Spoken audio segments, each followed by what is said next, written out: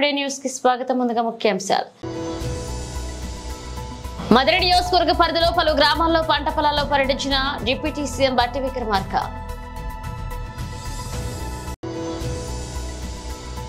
తొమ్మిది నెలల కాంగ్రెస్ పాలన రైతుల పట్ల యమపాసంగా మారింది. మాజీ మంత్రి ఎమ్మెల్యే హరీష్.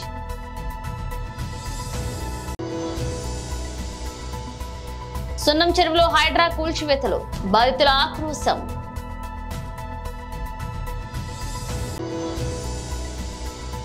దులీప్ ట్రోఫీలో రిషబ్ పంత్ వీరబాదుడు, టీమిండియా కెప్టెన్సీ ఖాయమేనా? మధుర నియోజకవర్గ పరిధిలో పలు గ్రామాల్లోని పంట పొలాల్లో పర్యటించి జరిగిన ఆస్తి నష్టాన్ని చూసి రైతన్నుల ఆవేదనలకు విని వారికి ప్రభుత్వం అన్ని రకాలుగా అండగా ఉంటుందని ధైర్యం చెప్తూ తెగిన కుంటలను, చెరువులను పరిశీలిస్తూ ప్రజలందరినీ జాగ్రత్తగా కాపాడేందుకు అన్ని రకాల చర్యలు చేపడుతున్నామన్నారు. హైదరాబాద్ లోని మాదాపూర్ సున్నం చెరువులో హైడ్రా అధికారులు అక్రమ కట్టడాలను కూల్చివేస్తున్నారు. బహుళ అంతస్తుల కట్టడాలను భారీ మెషిన్లు కూల్చివేస్తున్న వీడియో సోషల్ మీడియాలో వైరల్ గా మారింది. ఈ సందర్భంగా అక్కడున్న బాధితులు మీడియా ముందు తమ ఆవేదనను వెలిపించుతున్నారు. కూల్చివేతలు జరుగుతున్న చోట ఉద్రిక్తత నెలకొంది. దీంతో అక్కడున్న వారిని పోలీసులు దూరంగా పంపించారు. ఓ మహిళ కన్నీళ్ల మధ్య హైడ్రా అధికారులను తెలంగాణ ప్రభుత్వాన్ని విమర్శించింది. తెలంగాణ ప్రభుత్వంపై సీఎంపై శాపనార్థాలు పెట్టింది. తమ కట్టడాలు అక్రమం అంటూ నోటీసులు ఇవ్వడంతో తాము కోర్టుకు వెళ్లామని మీడియా ముందు వెల్లడించింది. ఆయన ఆగకుండా హైడ్రా అధికారులు కూల్చివేతలు చేపట్టారని ఆగ్రహాన్ని వ్యక్తం చేసింది. ఇలా చేస్తే కోర్టులు ఉన్నా ఎందుకు, మేం కోర్టుకు వెళ్లడం ఎందుకు అని ప్రశ్నించింది. ఈ సందర్భంగా మాజీ ముఖ్యమంత్రి కేసీఆర్ ను పొగుడుతూ ప్రస్తుత సీఎం రేవంత్ రెడ్డిపై మండిపడింది. ఆ మహానుభావుడు కేసీఆర్ ను దిశించి 28 రోజులు నిరాహార దీక్ష చేసి తెలంగాణ రాష్ట్రాన్ని తెచ్చాడని గుర్తు చేసింది. ఏం బాబు, నువ్వెందుకు వచ్చావు? మా కడుపులు కొట్టడానికి వచ్చావా? కేసీఆర్ తెలంగాణను తెచ్చాడు, నువ్వేం తెచ్చావు? నా కడుపు కొట్టి ఇళ్లను కూల్చడానికి వచ్చావా? ఏదైనా మంచి పని చేస్తే భాష అనిపించుకో అంటూ కూడా రేవంత్ రెడ్డిపై విమర్శలు కురిపించారు మహిళలు.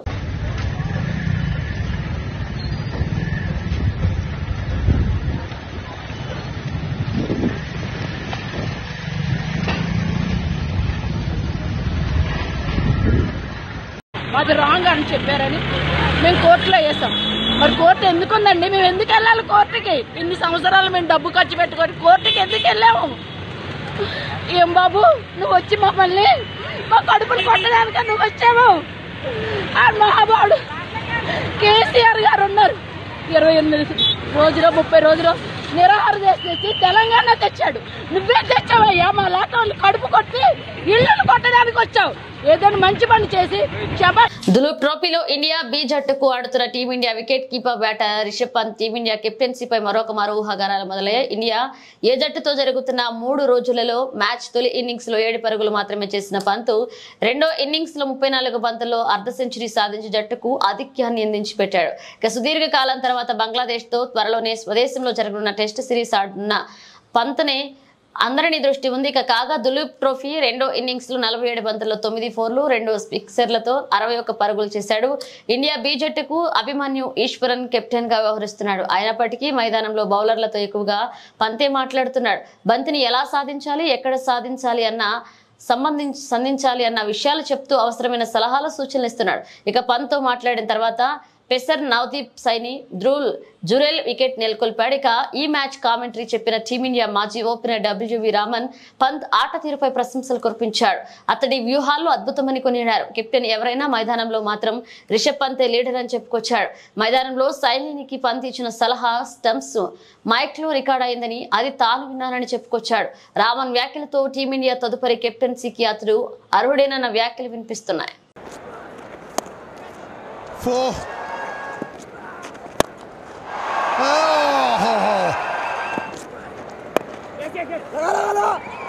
That is another 50. A walk in the park for Rishabh Pant. 4.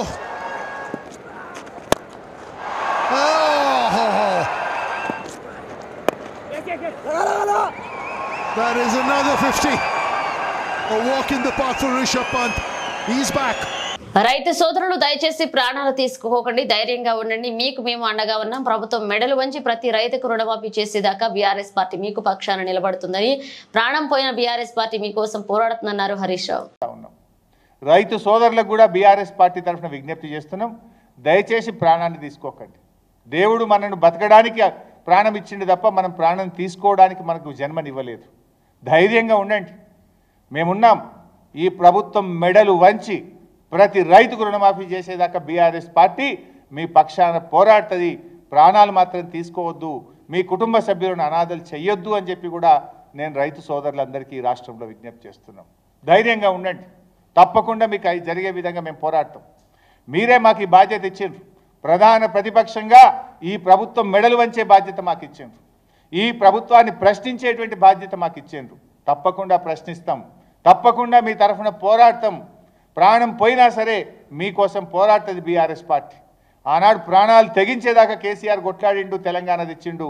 ఇవాళ తెలంగాణ ప్రజలు ప్రాణాలు కాపాడడానికి, మీ హక్కులు కాపాడడానికి, మీకు న్యాయబద్ధంగా రావాల్సినటువంటి ఈ ప్రభుత్వం ఇచ్చిన హామీలు అమలు చేయడానికి కూడా బీఆర్ఎస్ పార్టీ ప్రాణాలకు తెగించైన పోరాడుతుంది. మీరు ధైర్యంగా ఉండాలని చెప్పి కూడా రైతు సోదరులకు నేను ఈ సందర్భంగా పిలుపునిస్తా ఉన్నాను. Thank you. రైతు సోదరులకు కూడా బీఆర్ఎస్ పార్టీ తరఫున విజ్ఞప్తి చేస్తున్నాం. దయచేసి ప్రాణాన్ని తీసుకోకండి. దేవుడు మనను బతకడానికి ప్రాణం ఇచ్చిండు తప్ప మనం ప్రాణం తీసుకోవడానికి మనకు జన్మనివ్వలేదు. ధైర్యంగా ఉండండి, మేమున్నాం. ఈ ప్రభుత్వం మెడలు వంచి ప్రతి రైతుకు రుణమాఫీ చేసేదాకా బీఆర్ఎస్ పార్టీ మీ పక్షాన పోరాడుతుంది. ప్రాణాలు మాత్రం తీసుకోవద్దు, మీ కుటుంబ సభ్యులను అనాథలు చెయ్యొద్దు అని చెప్పి కూడా నేను రైతు సోదరులందరికీ ఈ రాష్ట్రంలో విజ్ఞప్తి చేస్తున్నాం. ధైర్యంగా ఉండండి, తప్పకుండా మీకు అవి జరిగే విధంగా మేము పోరాడతాం. మీరే మాకు ఈ బాధ్యత ఇచ్చిండ్రు. ప్రధాన ప్రతిపక్షంగా ఈ ప్రభుత్వం మెడలు వంచే బాధ్యత మాకు ఇచ్చిండ్రు. ఈ ప్రభుత్వాన్ని ప్రశ్నించేటువంటి బాధ్యత మాకు ఇచ్చిండ్రు. తప్పకుండా ప్రశ్నిస్తాం, తప్పకుండా మీ తరఫున పోరాడతాం. ప్రాణం పోయినా సరే మీకోసం పోరాడుతుంది బీఆర్ఎస్ పార్టీ. ఆనాడు ప్రాణాలు తెగించేదాకా కేసీఆర్ కొట్లాడిండు, తెలంగాణ తెచ్చిండు. ఇవాళ తెలంగాణ ప్రజలు ప్రాణాలు కాపాడడానికి, మీ హక్కులు కాపాడడానికి, మీకు న్యాయబద్ధంగా రావాల్సినటువంటి ఈ ప్రభుత్వం ఇచ్చిన హామీలు అమలు చేయడానికి కూడా బీఆర్ఎస్ పార్టీ ప్రాణాలకు తెగించైన పోరాడుతుంది. మీరు ధైర్యంగా ఉండాలని చెప్పి కూడా రైతు సోదరులకు నేను ఈ సందర్భంగా పిలుపునిస్తా ఉన్నాను. ఎగువ ప్రాంతంలో కురిసిన వర్షంతో మున్నేరుకు భారీగా వరద చేరుకుంటుంది. మున్నేరు వరద ప్రవాహం 16 అడుగులకు చేరడంతో అధికారులు మొదటి ప్రమాద హెచ్చరికను జారీ చేశారు. 24 అడుగుల చేరితే రెండవ ప్రమాద హెచ్చరికను జారీ చేయనున్నారు. మున్నేరుకి వరద పెరుగుతుండటంతో అధికార యంత్రాంగం అప్రమత్తమైంది. వరద ప్రభావిత ప్రాంతాల్లోని వారిని పునరావాస కేంద్రాలకు తరలిస్తున్నారు. డేంజర్ జోన్ లో మున్నేరు పరివాహక ప్రాంతం ఉంది. ఎగువ ప్రాంతంలో భారీగా కురుస్తున్న వర్షాల నేపథ్యంలో ఆదివారం అర్ధరాత్రి వరద పెరిగే అవకాశం ఉందని భావిస్తున్నారు. తెలంగాణలోని పలు జిల్లాల్లో ఇవాళ రేపు భారీ నుంచి అతి భారీ వర్షాలు కురనున్నాయని హైదరాబాద్ లోని భారత వాతావరణ కేంద్రం అప్రమత్తం చేసింది. ఈ రోజు కొమురంభీం, ఆసిఫాబాద్, మంచిర్యాల, జయశంకర్, భూపాలపల్లి, ములుగు, భద్రాద్రి కొత్తగూడెం జిల్లా భారీ వానలు పడతాయని హెచ్చరించింది. ఈ జిల్లాకు వాతావరణ శాఖ ఆరెంజ్ అలర్ట్ జారీ చేసింది. ఇక ఆదిలాబాద్, కరీంనగర్, పెద్దపల్లి ఇతర ప్రాంతాల్లో భారీ వర్షాలు కురిసే అవకాశం ఉందని తెలిపింది. ఖమ్మం, వరంగల్, హన్మకొండ జిల్లాల్లో తేలికపాటి నుంచి మోస్తారు వర్షాలు కురుస్తాయని తెలిపింది. ఇక ఉరుములు, మెరుపులతో పాటు గంటకు 30 నుంచి 40 కిలోమీటర్ల వేగంతో ఎదురుగాలులు వీస్తాయని హెచ్చరించింది. తెలంగాణలోని పలు జిల్లాల్లో రేపు కూడా భారీ వర్షాలు కురిసే అవకాశం ఉందని హైదరాబాద్ వాతావరణ కేంద్రం హెచ్చరించింది. కొమురంభీం, ఆసిఫాబాద్, మంచిర్యాల, జయశంకర్, భూపాలపల్లి, ములుగు జిల్లాల్లో అతి భారీ వర్షాలు కురుస్తాయని అప్రమత్తం చేసింది. ఈ మేరకు ఆరెంజ్ అలర్ట్ ను కూడా జారీ చేసింది. రేపు ఆదిలాబాద్, కరీంనగర్, పెద్దపల్లి, భద్రాద్రి ప్రాంతాల్లో భారీ వర్షాలు పడే అవకాశం ఉందని, భద్రాద్రి కొత్తగూడెం, ఖమ్మం, వరంగల్, హన్మకొండ జిల్లాల్లో తేలికపాటి వర్షాలు పడతాయని తెలిపింది. తమ ఇళ్లలోకి నీరు చేరడంతో వరద పెరగడంతో వాగులో పూడికి తీయడంతో అధికారుల నిర్లక్ష్యంతో పాటు తమ ఇళ్లలోకి నీరు చేరకుండా చర్యలు తీసుకోవడంపై నిర్వాసితులు వైరా ఖమ్మం రోడ్లో నిరసన చేపట్టారు.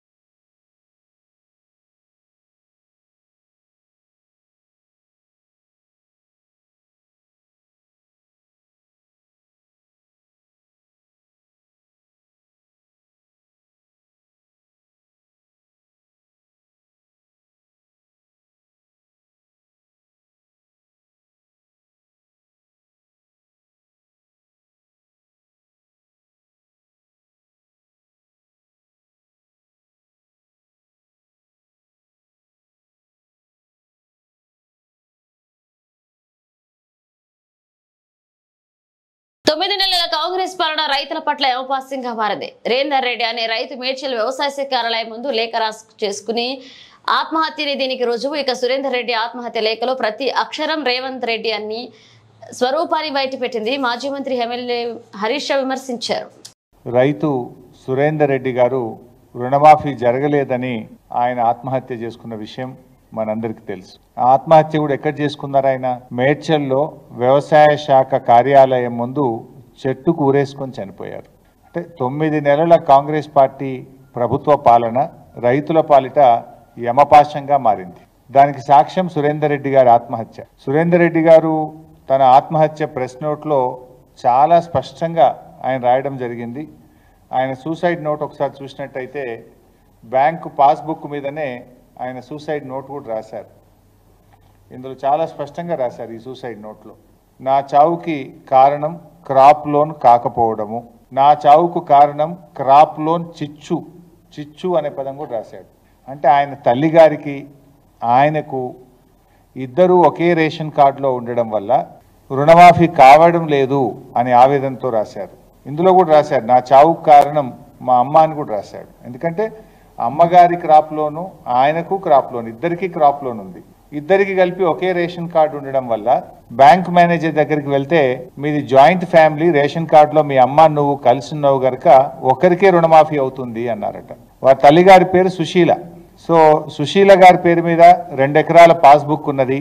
వాళ్ళ అమ్మగారికి 1,15,662 రూపాయలు లోన్ ఉంది.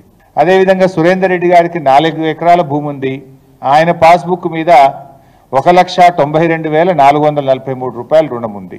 ఆయన ఒక 4 రోజుల క్రితం సురేందర్ రెడ్డి గారు బ్యాంకుకు వెళ్ళారు. ఏపీజీవీబీ బ్యాంకులో ఆయనకు రుణం ఉంటే బ్యాంకుకు వెళ్ళి మేనేజర్ గారిని అడిగారు. మేనేజర్ గారు ఏమన్నారంటే మీ అమ్మగారిది నీది ఒకే రేషన్ కార్డులో ఉంది కనుక ఒక్కరికే రుణం మాఫీ అవుతుంది, ఇద్దరికి కలిపి 2 లక్షల రూపాయలు మాత్రమే అవుతుంది, మిగతా డబ్బు మీరు చెల్లించండి అని బ్యాంక్ మేనేజర్ అనిరుద్ధ్ గారు ఆయనకు చెప్పారు. సో దాంతో మానసికంగా కలత చెందినటువంటి సురేందర్ రెడ్డి గారు ఇంట్లో కుటుంబ సభ్యులకు రుణమాఫీ జరగలేదు అని బాధ వెలిబుచ్చుతూ ఇప్పుడు నన్ను డబ్బు కట్టమంటున్నారు, ఇంకా 1,10,000 రూపాయలు కట్టమంటున్నారు, నేను ఎక్కడి నుంచి తేవాలి అని ఆయన భార్యతో కుమారుడితో చాలా బాధ చెప్తూ ఇంట్లో నుంచి బయటకు పోయాడు, తిరిగి రాలేదు.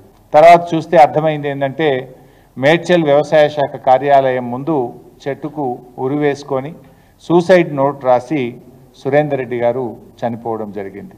సురేందర్ రెడ్డి గారి సూసైడ్ నోట్ సాక్షిగా అడుగుతా ఉన్నారు రేవంత్ రెడ్డి గారు, నువ్వే చెప్పినావు కదా 15 ఆగస్టు నాడు ఖమ్మంకు పోయి రైతులకు రుణమాఫీ అయిపోయింది అన్నావు కదా, అయిపోయిందా? మరి అయిపోతే సురేందర్ రెడ్డి గారు ఎందుకు ఆత్మహత్య చేసుకున్నారు? మీరే చెప్పిండ్రు కదా రేషన్ కార్డుతో లింకు లేదు అని నువ్వు చెప్పినావా లేదా? నేను రుణమాఫీ గైడ్ లైన్స్ వచ్చిన రోజే అసెంబ్లీలో ప్రెస్ మీట్ పెడితే నేను ప్రెస్ మీట్ పెట్టిన కొద్ది గంటల్లోనే ప్రభుత్వం నుంచి నోట్ వచ్చింది. ఏమని? రుణమాఫీకి రేషన్ కార్డుతో లింకు లేదు అన్నారు.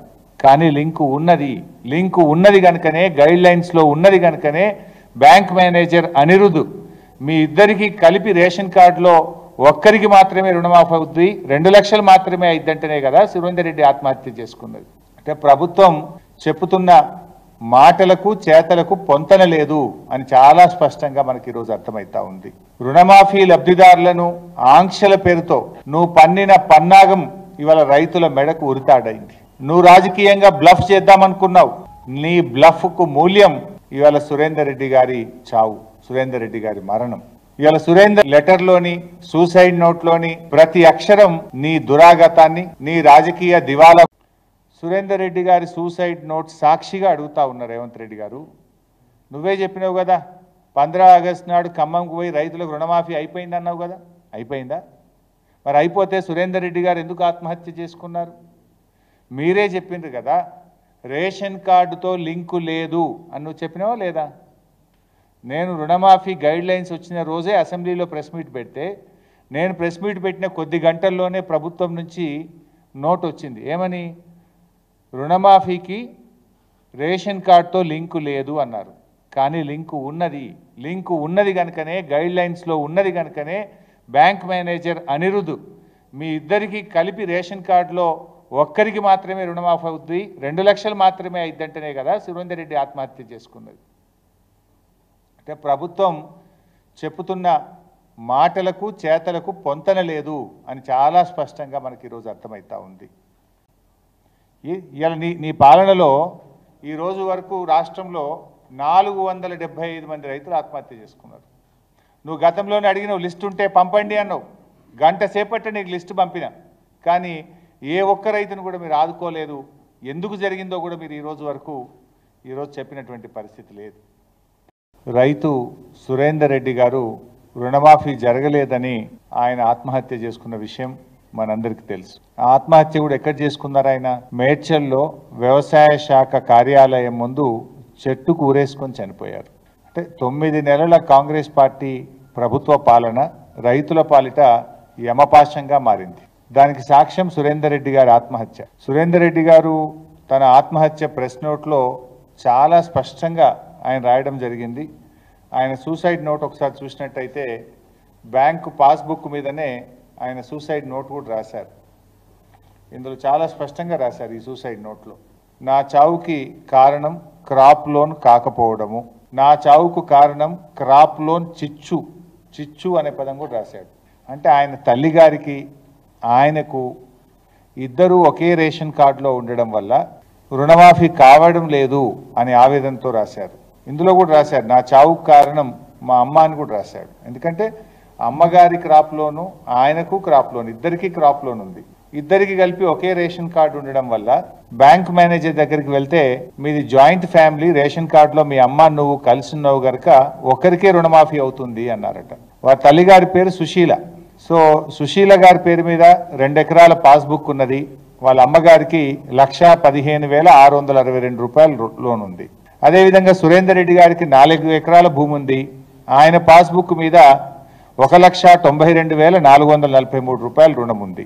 ఆయన ఒక 4 రోజుల క్రితం సురేందర్ రెడ్డి గారు బ్యాంకుకు వెళ్ళారు. ఏపీజీవీబీ బ్యాంకులో ఆయనకు రుణం ఉంటే బ్యాంకుకు వెళ్ళి మేనేజర్ గారిని అడిగారు. మేనేజర్ గారు ఏమన్నారంటే మీ అమ్మగారిది నీది ఒకే రేషన్ కార్డులో ఉంది కనుక ఒక్కరికే రుణం మాఫీ అవుతుంది, ఇద్దరికి కలిపి 2 లక్షల రూపాయలు మాత్రమే అవుతుంది, మిగతా డబ్బు మీరు చెల్లించండి అని బ్యాంక్ మేనేజర్ అనిరుద్ధ్ గారు ఆయనకు చెప్పారు.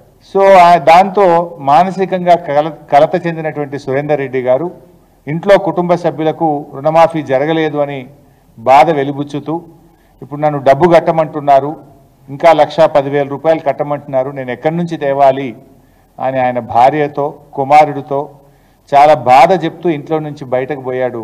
తిరిగి రాలేదు. తర్వాత చూస్తే అర్థమైంది ఏంటంటే మేడ్చల్ వ్యవసాయ శాఖ కార్యాలయం ముందు చెట్టుకు ఉరివేసుకొని సూసైడ్ నోట్ రాసి సురేందర్ రెడ్డి గారు చనిపోవడం జరిగింది.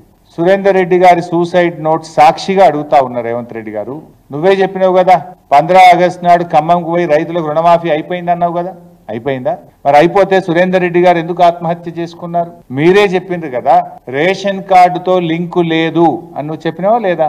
నేను రుణమాఫీ గైడ్ లైన్స్ వచ్చిన రోజే అసెంబ్లీలో ప్రెస్ మీట్ పెడితే నేను ప్రెస్ మీట్ పెట్టిన కొద్ది గంటల్లోనే ప్రభుత్వం నుంచి నోట్ వచ్చింది. ఏమని?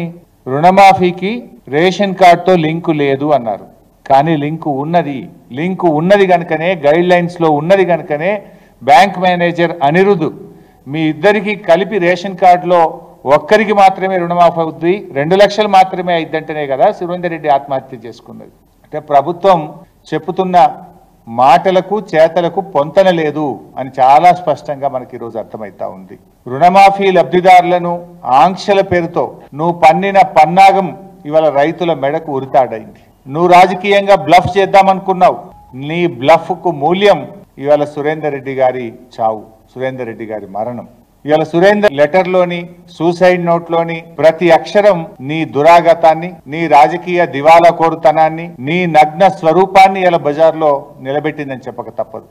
రైతు సురేందర్ రెడ్డి గారు రుణమాఫీ జరగలేదని ఆయన ఆత్మహత్య చేసుకున్న విషయం మనందరికీ తెలుసు. ఆత్మహత్య కూడా ఎక్కడ చేసుకున్నారు ఆయన? మేడ్చల్లో వ్యవసాయ శాఖ కార్యాలయం ముందు చెట్టుకు ఊరేసుకొని చనిపోయారు. అంటే 9 నెలల కాంగ్రెస్ పార్టీ ప్రభుత్వ పాలన రైతుల పాలిట యమపాశంగా మారింది. దానికి సాక్ష్యం సురేందర్ రెడ్డి గారి ఆత్మహత్య. సురేందర్ రెడ్డి గారు తన ఆత్మహత్య ప్రెస్ నోట్లో చాలా స్పష్టంగా ఆయన రాయడం జరిగింది. ఆయన సూసైడ్ నోట్ ఒకసారి చూసినట్టయితే బ్యాంకు పాస్బుక్ మీదనే ఆయన సూసైడ్ నోట్ కూడా రాశారు. ఇందులో చాలా స్పష్టంగా రాశారు ఈ సూసైడ్ నోట్లో, నా చావుకి కారణం క్రాప్ లోన్ కాకపోవడము, నా చావుకు కారణం క్రాప్ లోన్ చిచ్చు అనే పదం కూడా రాశాడు. అంటే ఆయన తల్లిగారికి ఆయనకు ఇద్దరు ఒకే రేషన్ కార్డులో ఉండడం వల్ల రుణమాఫీ కావడం లేదు అని ఆవేదనతో రాశారు. ఇందులో కూడా రాశారు నా చావుకు కారణం మా అమ్మ అని కూడా రాశాడు. ఎందుకంటే అమ్మగారి క్రాప్ లోను ఆయనకు క్రాప్ లోన్, ఇద్దరికి క్రాప్ లోన్ ఉంది.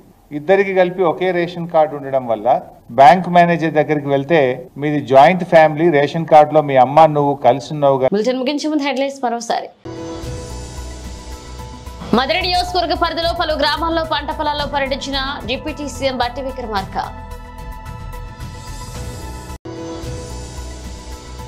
తొమ్మిది నెలల కాంగ్రెస్ పాలన రైతుల పట్ల యమపాసంగా మారింది. మాజీ మంత్రి ఎమ్మెల్యే హరీష్.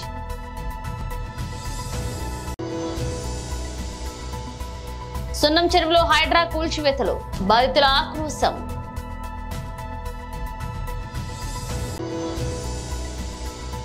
దులీప్ ట్రోఫీలో రిషబ్ పంత్ వీరబాదుడు, టీమిండియా కెప్టెన్సీ ఖాయమేనా?